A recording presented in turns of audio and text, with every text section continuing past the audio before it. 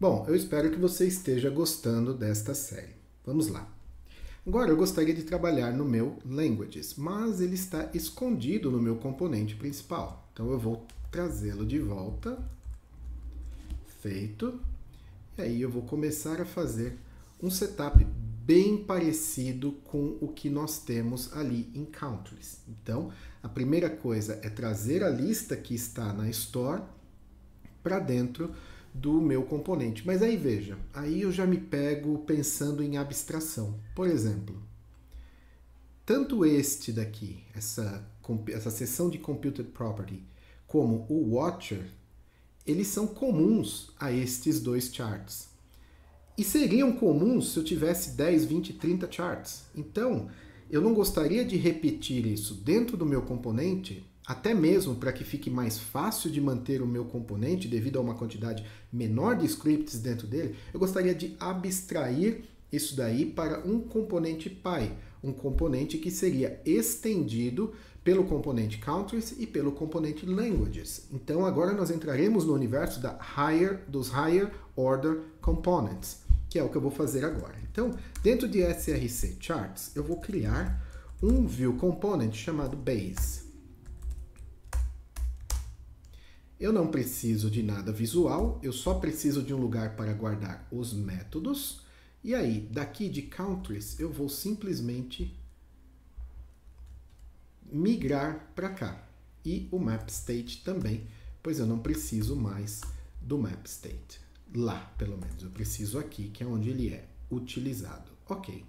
Então, tendo o template base, o componente base, eu vou importá-lo aqui. Base View. Muito bem. E eu vou dizer, isso é uma funcionalidade do View, que o countries.view estende o base, que é quem tem Computed Property e Watch. Ou seja, estas duas seções passarão a fazer parte deste componente. Legal? E aí, vamos supor que o componente também tem as suas próprias Computed Properties e Watchers. O View, ele é inteligente o bastante para fazer o merge dos dois. Tá? Você não precisa se preocupar com isso. E aí, o que acontece se tiver um clash, uma colisão de nomes? Uma Computed Property no componente Base e o mesmo nome de Computed Property no componente Countries. Segundo a documentação do View, tem preferência o que está no componente, não no que veio do Higher Order Component. Não é o nosso caso se preocupar com isso agora. Isso é mais curiosidade, ou se você abraçar a ideia do Higher Order Component, você já mantém isso em mente para quando a situação se apresentar. Muito bem. E aí, eu vou copiar esse import aqui para Languages. Muito bem. Eu gostaria só de mostrar aqui no browser que o Languages, apesar de ele estar aqui na tela, ele faz parte da hierarquia da árvore de componentes, mas ele não tem nenhum estado, ao passo que existe um Vuex Binding dentro de Countries. Mas, a partir da hora que eu passar a estender Base, aí o que vai acontecer com Languages? Ele terá também a lista que veio de Vuex. Por quê? Porque isso está sendo tratado no meu componente aqui na Computed Property. Tá legal? Então, por enquanto, é só isso que eu quero manter no Base. E agora eu tenho uma quantidade menor de código nos meus componentes. Então, vamos continuar aqui. Eu quero criar os dois métodos. Então, o primeiro é Data Source. O segundo, Setup. E aí eu já vou localizar um outro chart. Eu gostaria agora de um pie chart. Então deixe me ver aqui. Voltando nos demos. Pie charts. Esse aqui, o mais simples de todos. Vou lá no Fiddle. Como eu já sei que eu terei que copiar tudo isso daqui, eu já vou trazer o cara para dentro no meu setup. Eu sei que ele não morde, eu sei que eu não preciso fazer nada de especial, tá? Então eu vou importar, salvei, atualizei. Interessante. Ah, sim, eu não coloquei o ID, né? Então ele não está em lugar nenhum.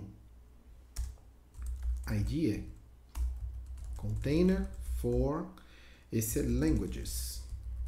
Legal.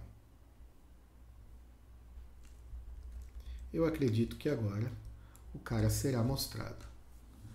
E sim, ele está mostrado não com os dados que eu gostaria, mas isso é para garantir que o cara está funcionando. Muito bem. Então, por enquanto, eu vou tirar esse daqui, vou colocar o querido debugger.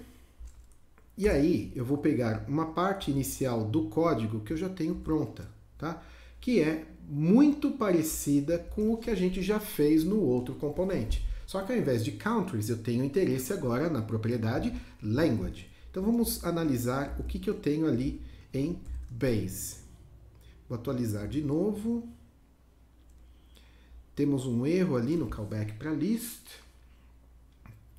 Não podemos ler a propriedade mapped undefined. Eu sei exatamente por quê. Faltou importar a Lodash. Então,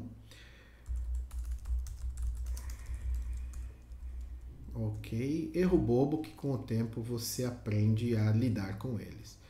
Interessante, não era isso. Vamos ver. Ah, ok. Esse código já está mais...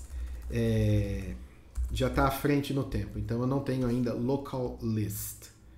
Mas agora, tudo bem, tá? Eu só estava lendo a propriedade errada. Então vamos ver o que eu tenho em base aqui. Ó. Eu tenho 97 registros já ordenados. Tem uns idiomas aqui que parece que não existem, mas existem sim, tá?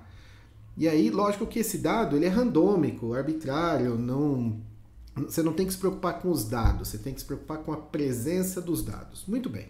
Então, eu já tenho aqui tudo prontinho. Nesse momento, eu já poderia, inclusive, passar para o gráfico, mas tem algumas coisas que eu gostaria de fazer.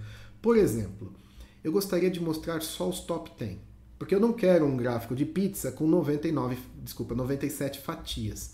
Então, eu vou criar aqui uma constante chamada subset, que será, eu vou pegar o array base, e aí eu vou dar um slice. A partir do index 0, pegue 10 caras, tá? E agora eu vou analisar o subset.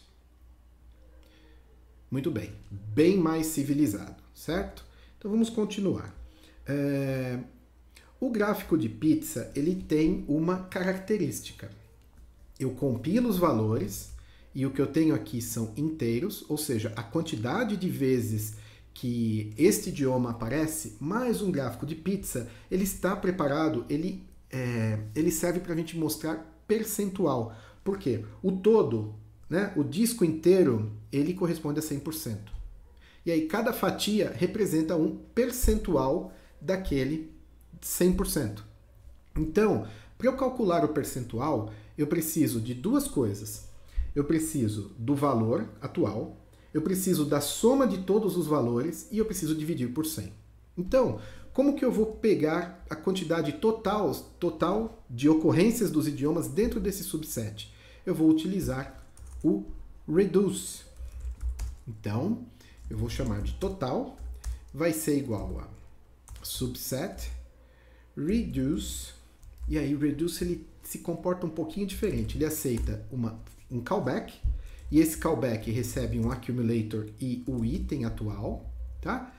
E isso é um método, e eu posso opcionalmente colocar o valor inicial desse accumulator. Eu vou mostrar funcionando, depois eu vou esmiuçar como isso funciona. Então, eu quero retornar a cada passo desse loop o accumulator, o valor acumulado, mais o valor y do item. Tá? Deixa eu colocar um debugger aqui, porque eu preciso analisar o que eu tenho em item, para que isso faça sentido. Então, atualizei. Agora, o accumulator está 0 e o item é um objeto, que tem duas propriedades, name e y. Então, eu preciso somar todos os Ys dos objetos que estão neste array. E é isso que eu estou fazendo aqui. No primeiro passo, accumulator é 0. Então, no segundo passo, ele passa a ser 0 mais 17. No terceiro passo, 17 mais o valor atual de y, até que o processamento desse loop acabe. Então, no final, eu espero que esse total seja 150 e alguma coisa. 166, cheguei perto. Tá legal? Então, esse é o comportamento do Reduce. Não é nada de outro mundo e quebra um belo galho pra gente. Beleza. Então, para finalizar, o que eu preciso fazer agora? Eu preciso compilar a informação final, que é o que é? Simplesmente transformar o y de cada um dos itens de subset de inteiro para percentual. E para isso eu vou mapear. Então vamos lá. Eu vou chamar de final data, eu vou dizer que subset map, eu tenho acesso ao item, aí o que eu quero aqui? Eu quero que o item.y seja igual o item.y dividido pelo total, ok? E aí eu multiplico por 100, conta básica de percentual. E aí eu vou retornar o item. Legal? Então, deixando ainda parado no debugger, final data, veja que eu tenho agora o percentual e não os valores inteiros. Lógico que ele não tem uma cara de percentual, mas eu sei que isso é um percentual. Diferente do subset em si, que ele tem... Ah, tá, ele foi modificado, desculpa. Então, não tem como eu mostrar. Mas agora eu já tenho os dados, ok? Então eu vou passar para o setup o quê? Um objeto, para manter o padrão, chamado final data. Aqui eu vou receber o objeto, eu vou dizer que constante final data vai ser igual a objeto, e está na hora de eu substituir esse data aqui pelo final data. Afinal de contas, a informação que eu compilei logo acima, ela está exatamente na mesma estrutura que está aqui, name e y, tá? Então, final data, quando eu atualizar, eu espero que o chart contenha exatamente a informação que eu compilei ali. E aí, olha só, rapidamente, 2 lindos charts para montar um belo de um dashboard na nossa aplicação. Na próxima aula, eu vou configurar o filtro para que ele filtre a lista baseado em homens e mulheres. E aí você vai poder ver os charts sendo modificados em tempo real. Fique comigo.